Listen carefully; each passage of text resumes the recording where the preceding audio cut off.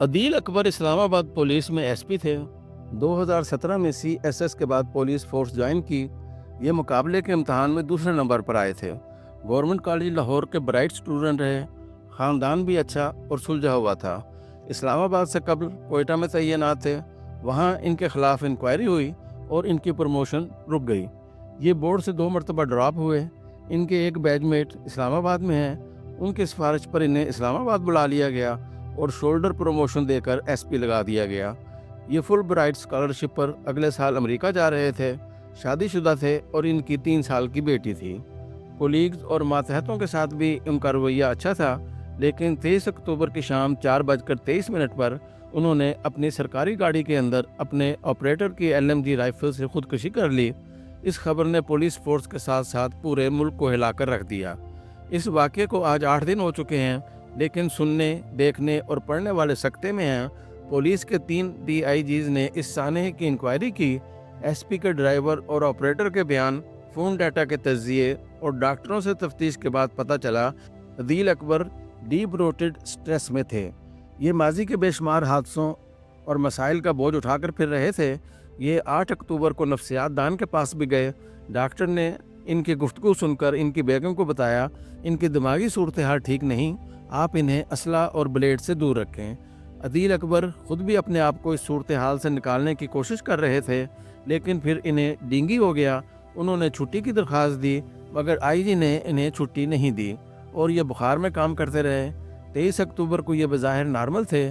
خودکشی سے 1.5 گھنٹہ قبل 35 منٹ گاڑی میں گھومتے رہے۔ گھر گئے، تھوڑی دیر وہاں رکے، پھر ڈرائیور کو بلایا اور اسٹیبلشمنٹ ڈویژن کے لیے نکل گئے۔ یہ اگلے سال فل برائٹ اسکالرشپ پر امریکہ جا رہے تھے۔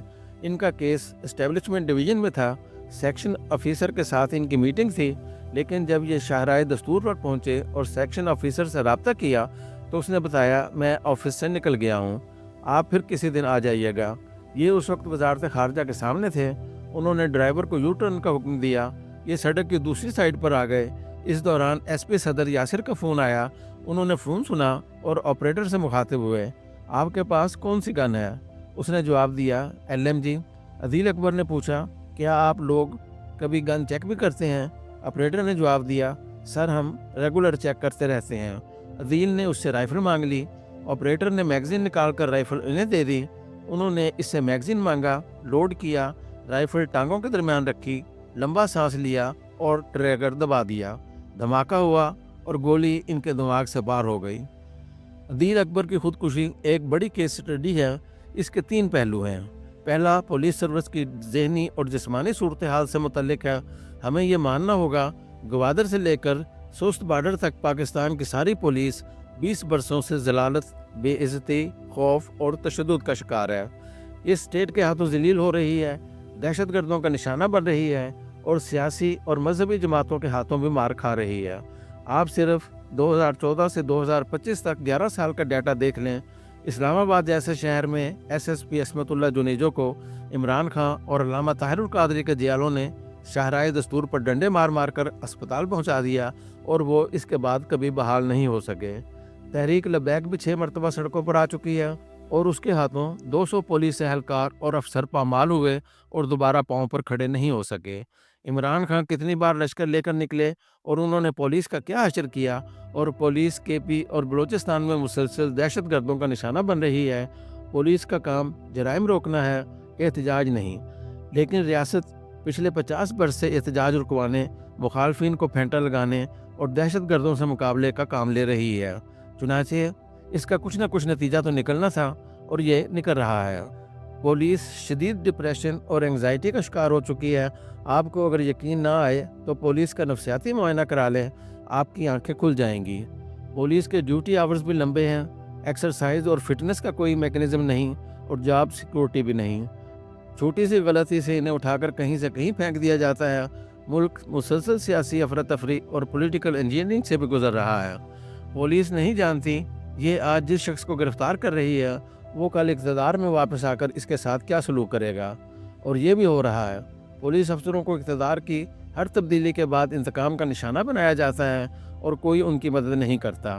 چنانچہ ہم اگر پولیس فورس کو بچانا چاہتے ہیں تو پھر ہمیں اس سے وہ کام لینا ہوگا جس کے لیے یہ بنی ہے، اور وہ کام ہے کرائم فری سوسائٹی۔ آپ پولیس کو پولیس اسٹیشنز تک محدود کریں اور احتجاج سے نپٹنے کا ٹاسک رینجرز یا ایف سی کے حوالے کریں۔ یہ آئے، احتجاج ختم کرائے اور یونٹوں میں واپس چلی جائے تاکہ پولیس اطمینان سے اپنا کام کر سکے۔ ہمارا دفتری نظام عدیل اکبر جیسے المیوں کا دوسرا پہلو ہے۔ ہمارا سسٹم انتہا درجے کا خوفناک بلکہ اذیت ناک ہے۔ آپ اگر کسی سرکاری دفتر یا اہلکار کے شکنجے میں آ گئے تو یہ آپ کے ساتھ چوہوں جیسا سلوک کرے گا۔ ایس پی عدیل اکبر بھی 3 دفتروں میں پھنسا ہوا تھا۔ آئی جی آفس سے ڈینگی کی وجہ سے 3 دن کی چھٹی لینا چاہتا تھا، اسٹیبلشمنٹ ڈویژن سے تعلیم کے لیے باہر جانے کی اجازت لینا چاہتا تھا اور فارن آفس سے اپنے کاغذات کی تصدیق کرا رہا تھا۔ میں اندازہ کر سکتا ہوں اس کے ساتھ کیا ہو رہا ہوگا۔ یہ جہاں جاتا ہوگا ذلیل ہو کر رہ جاتا ہوگا۔ ہمارا بیوروکریٹک سسٹم دراصل بنا ہی دوسروں کو ذلیل کرنے کے لیے ہے۔ ایک کلرک جو سفارش اور رشوت سے بھرتی ہو گیا اور ایک افسر جس کا کل کمال سی ایس ایس یا پی سی ایس کا امتحان ہے، وہ پوری زندگی ذلیل کرتا ہے۔ یہ سسٹم کام کرنے کی تنخواہ نہیں لیتا، کام روکنے اور خراب کرنے کا معاوضہ لیتا ہے۔ سرکاری ملازموں کا رویہ بھی انتہائی تحقیر آمیز ہوتا ہے۔ عدیل اکبر کی آخری 2 کالوں میں سے ایک کال اسٹیبلشمنٹ ڈویژن کے سیکشن آفیسر سے گفتگو بھی تھی۔ اس نے یقیناً اس سے بدتمیزی سے بات کی ہوگی۔ میرے ایک استاد نے 30 سال قبل مجھے بتایا تھا کہ آپ فون پر ہمیشہ میٹھے انداز سے بات کریں کیونکہ آپ دوسری سائڈ پر موجود شخص کی ذہنی اور جسمانی صورتحال سے واقف نہیں ہیں۔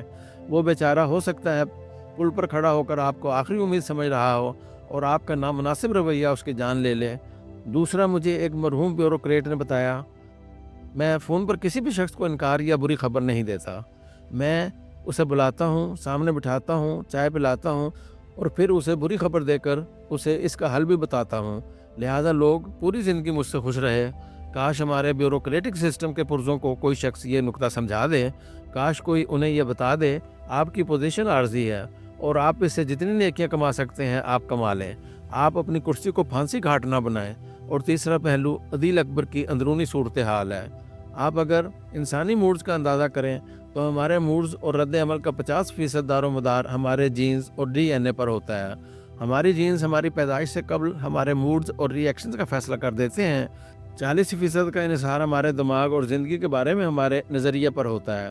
ہم کیا سوچتے ہیں، ہم کس طرح زندگی گزار رہے ہیں، ہمارے دوست احباب اور مشاغل کیا ہیں، یہ اس 40% میں آتا ہے، جبکہ باقی 10% حالات ہوتے ہیں، گویا باس، چھٹی، ڈینگی، سیکشن آفیسر، بیوی، والد، کولیگز اور سیاسی انتشار کا ہماری زندگی میں 10% سے زیادہ عمل دخل نہیں ہوتا۔ چنانچہ ہم حالات نہیں بدل سکتے، یہ ایک حقیقت ہے۔ ہم اپنا ڈی این اے بھی تبدیل نہیں کر سکتے، یہ دوسری حقیقت ہے۔ لیکن ہم اپنے مشاغل، دوست اور روٹین بدل کر اپنا 40% ضرور ٹھیک کر سکتے ہیں، اور عدیل اکبر بیچارہ اس 40% پر فوکس نہیں کر پایا اور ناحق مارا گیا۔ میں 35 برس سے پرسنل کوچنگ کا کام کر رہا ہوں۔ میرے سینکڑوں کلائنٹس ہیں۔ میں انہیں 10 تکنیک سکھاتا ہوں جن میں سٹریس اور ڈپریشن سے نکلنے کی ایک تکنیک بھی شامل ہے۔ یہ تکنیک بہت سادہ ہے۔ جب آپ کا موبائل ہیک ہو جاتا ہے تو آپ کیا کرتے ہیں؟ آپ موبائل کو آف کر کے دوبارہ آن کرتے ہیں۔ یہ عمل ری سیٹنگ کہلاتا ہے۔ آپ خود کو بھی ایک سمارٹ فون سمجھا کریں اور آپ جو ہی ہیک ہونے لگیں تو آپ خود کو آف اور ری سیٹ کریں۔ آپ بالکل سمارٹ فون کی طرح دوبارہ نارمل ہو جائیں گے۔ لیکن سوال یہ ہے کہ ہم یہ کریں گے کیسے؟ عدیل اکبر کو کیا کرنا چاہیے تھا؟ میرا موبائل اکثر ہینگ ہو جاتا ہے، یہ چلتے چلتے رک جاتا ہے، فون کرتا ہوں تو فون نہیں ہوتا، کوئی ایپ کھولتا ہوں تو وہ نہیں کھلتی، اسکرین بلیک ہو جاتی ہے، آواز بند ہو جاتی ہے اور میں فون کسی کو ملاتا ہوں اور وہ مل کسی دوسرے کو جاتا ہے۔ تو میں پھر کیا کرتا ہوں؟ میں فون کو آف کر دیتا ہوں اور اسے چند سیکنڈ بعد جب دوبارہ آن کرتا ہوں تو یہ 100% ٹھیک ہو جاتا ہے۔ آئی ٹی کی زبان میں اس عمل کو ری سٹارٹ کہتے ہیں، اور یہ عمل صرف موبائل فون تک محدود نہیں بلکہ تمام کمپیوٹر گیجٹس کو اکثر اوقات اس عمل سے گزارنا پڑتا ہے، انہیں ری سٹارٹ کرنا پڑتا ہے۔ ہم انسان بھی قدرت کا بڑا سا سمارٹ فون ہے، ہمارے اندر بھی ہزاروں ایپس کھلی رہتی ہیں۔ ہم بظاہر ایک کام کر رہے ہوتے ہیں لیکن ہمارے اندر سینکڑوں مختلف کام چل رہے ہوتے ہیں۔ انسان کے بارے میں کہا جاتا ہے یہ صرف 3% لمحہ موجود میں رہتا ہے، اس کی توجہ کا باقی 97% ماضی اور مستقبل میں زندگی گزارتا ہے۔ یہ ماضی کے بوجھ تلے دبا رہتا ہے یا پھر مستقل اس کے دل کو کھرچ رہا ہوتا ہے۔ چنانچہ ہم سب کے اندر ہر وقت اندیشوں اور خواہشوں کی سینکڑوں ایپس کھلی رہتی ہیں۔ हमारा दिमाग साइज़ और वज़न में जिस्म का सिर्फ 2% है, लेकिन ये हमारे जिस्म की 20% तवानाई इस्तेमाल करता है। आप कभी नोट कीजिएगा, आपको परेशानी, टेंशन या एंग्ज़ायटी में ज़्यादा भूख लगती है, बिलख़ुसूस आप मीठा ज़्यादा खाते हैं, और अगर ऐसा नहीं होता तो फिर आपका वज़न अचानक गिरने लगता है। क्यों? क्योंकि जब आपके दिमाग में एंग्ज़ायटी, डिप्रेशन और परेशानी की ऐप्स खुलती हैं, तो ये धड़ाधड़ जिस्म की तवानाई खाने लगती हैं, लिहाजा आपकी भूख बढ़ जाती है, या फिर दिमाग जिस्म का एनर्जी स्टोर खाली कर देता है। दूसरा, ये ऐप्स जब मुसलसल चलती हैं तो फिर एक वक्त आता है जब आप हैंग होने लगते हैं, और उस वक्त आपके पास 2 ऑप्शन होते हैं। आप मोबाइल फ़ोन की तरह डेड हो जाएं और आपका हार्डवेयर और सॉफ्टवेयर दोनों उड़ जाएं, या फिर आप अपने आप को ऑफ करके रीस्टार्ट कर लें। दूसरा ऑप्शन ज़्यादा बेहतर है। चुनांचे आप जो ही हैंग हों, आप खुद को ऑफ और रीस्टार्ट करें। आप ज़्यादा से ज़्यादा 7 दिन में नॉर्मल हो जाएंगे, और अगर आप ये नहीं करेंगे तो फिर अदील अकबर की तरह गैर फितरी मौत का शिकार हो जाएंगे। दुनिया में ज़िंदगी जहाँ भी मौजूद है, इसके पास अपने बचाव के सिर्फ 2 ऑप्शन हैं, फाइट या फ्लाइट। तमाम जानदार अपने बचाव के लिए लड़ते हैं या फिर ख़तरे की जगह से भाग जाते हैं। इंसान के पास भी सिर्फ यही 2 ऑप्शन होते हैं, आप लड़ें या फिर भाग जाएं। अकल का तकाजा ये है हम बेहक वक्त दोनों ऑप्शन इस्तेमाल करें। आप हालात से ज़रूर लड़ें, लेकिन इस लड़ाई में जान देने की कोई ज़रूरत नहीं। दुनिया में मरना कोई कमाल नहीं, ये कोई बहादुरी नहीं। बहादुरी तमाम तर मसाइल और चैलेंजेस के बावजूद ज़िंदा रहना और भरपूर ज़िंदगी गुजारना है। चुनांचे हमें हर जंग से पहले अपनी लड़ाई की हद तय करनी चाहिए, और जो ही हम इस हद तक पहुंच जाएं तो फ़ौरन हथियार फेंकें और भाग जाएं, क्योंकि हम अगर ज़िंदा रहेंगे तो हमारे दोबारा लड़ने और जीतने के चांसेस होंगे। बसूरत दीगर हम मनो मिट्टी के अंदर होंगे, और हमने जिनके लिए जान दी होगी वो हमारी कब्र पर दुआ के लिए भी नहीं पहुंच पाएंगे। लिहाजा दोनों ऑप्शन इस्तेमाल करें, एक हद तक लड़ें और इसके बाद दोबारा हमले की नीयत से पसपाई इख्तियार करें। ये याद रखें, दुनिया में हर काम जहाद और हर जंग मुकद्दस नहीं होती। हम कारपोरेट वर्ल्ड में सांस ले रहे हैं, और इसमें 2-4 माह बाद हर चीज़ बदल जाती है। आप अमेरिका की मिसाल ले लें, जो बाइडन और डोनाल्ड ट्रंप के अमेरिका में कितना फ़र्क है। अफ़गानिस्तान और पाकिस्तान के ताल्लुकात में कितनी जल्दी तब्दीली आई। भारत और बांग्लादेश एक हफ्ते में दोस्त से दुश्मन बन गए। शुमाली कोरिया और रूस 2 माह में चीन के दुश्मन से दोस्त बन गए। नरेंद्र मोदी और डोनाल्ड ट्रंप के ताल्लुकात 4 दिन में उलट गए, और एलोन मस्क और ट्रंप के दरमियान एक हफ्ते में 2 बर्रे आज़मों जितनी दूरी आ गई। हमारी ज़िंदगी में भी इतनी तेज़ी से तब्दीलियाँ आती रहती हैं। हम आज एक सूरत हाल का शिकार हैं, अगले दिन उठेंगे तो हर चीज़ बदल चुकी होगी। लिहाजा कल हमारे लिए क्या तोहफ़ा लेकर तुलू होता है, आप आने वाले दिन को कम अज़ कम इतना मौका ज़रूर दें। साल में जब मौसम और दिन एक जैसे नहीं रहते, तो फिर हमारे हालात कैसे और क्यों मुस्तकिल रह सकते हैं। लिहाजा आप वक्त को वक्त देकर देखें, यकीन करें वक्त आपको कभी मायूस नहीं करेगा। मैं अब आपको रीस्टार्ट करने के 3 तरीके बताता हूँ। ये नुस्खे आजमूदा हैं और इनका रिज़ल्ट भी 100% है। आप इन्हें आजमा कर देखें, ये अगर कारगर साबित हो तो मेरे लिए दुआ कर दीजिएगा। नुस्खा नंबर 1 छुट्टी है। आप जब किसी सूरत हाल का शिकार हो जाएं, नौकरी में उलझ जाएं, बॉस हिटलर निकल आए, वर्कलोड बढ़ जाए, घर में कशीदगी हो जाए, मुकदमाबाजी शुरू हो जाए, प्रॉपर्टी पर कब्जा हो जाए, लड़ाई मार कुटाई हो जाए, फ्रॉड हो जाए, या किसी बीमारी में फंस जाएं, तो आप फौरी तौर पर छुट्टी ले लें। ये छुट्टी कम से कम 7 दिन की होनी चाहिए। आपको अगर छुट्टी नहीं मिलती तो मेडिकल सर्टिफिकेट देकर गायब हो जाएं, और अगर यह भी मुमकिन नहीं तो मोबाइल फ़ोन बंद करें और गायब हो जाएं। आप इसके बाद 7 दिन अकेले किसी अजनबी जगह पर गुजारें। आप किसी पहाड़ी या समुद्री मुकाम पर चले जाएं और किसी दोस्त या जानने वाले से रब्ता ना करें। मोबाइल फ़ोन और लैपटॉप हरगिज़ इस्तेमाल ना करें, और रोज़ सिर्फ 3 काम करें। सुबह 5 बजे उठ जाएं, लंबी वॉक करें, हल्का खाना खाएं और रात 9 बजे सो जाएं। मोबाइल फ़ोन बिल्कुल इस्तेमाल ना करें। किताबें पढ़ें, लोगों के साथ गप लगाएं और उन्हीं के खाने खाएं। आप अल्लाह के करम से 7 दिन में नया जन्म लेकर वापस आएंगे। ये वो नुस्खा है जो दुनिया के तमाम कामयाब लोग इस्तेमाल करते हैं। बिल गेट्स ने जंगल में लेक के किनारे एक घर बना रखा है। ये हर माह 3 दिन के लिए वहाँ चला जाता है। उस घर में कोई मॉडर्न गैजेट नहीं, ये वहाँ कुदरती ज़िंदगी गुजारता है और नया बनकर वापस आ जाता है। आप भी ये करके देखें। नुस्खा नंबर 2, आप अगर किसी शहर या जॉब में फंस गए हैं, दफ्तर का माहौल तेज़ाबी या टॉक्सिक है, और आप नफ्सियाती, ज़हनी और जिस्मानी लिहाज से बीमार हो चुके हैं, तो आप पहले निभाने की कोशिश करें। अगर कामयाब हो जाएं तो ठीक, वरना दिल मजबूत करके छोड़ दें, तलाक लें या दे दें, नौकरी पर लात मारें اور اگر گاؤں شہر یا ملک چھوڑنا پڑتا ہے تو فوراً چھوڑ دیں۔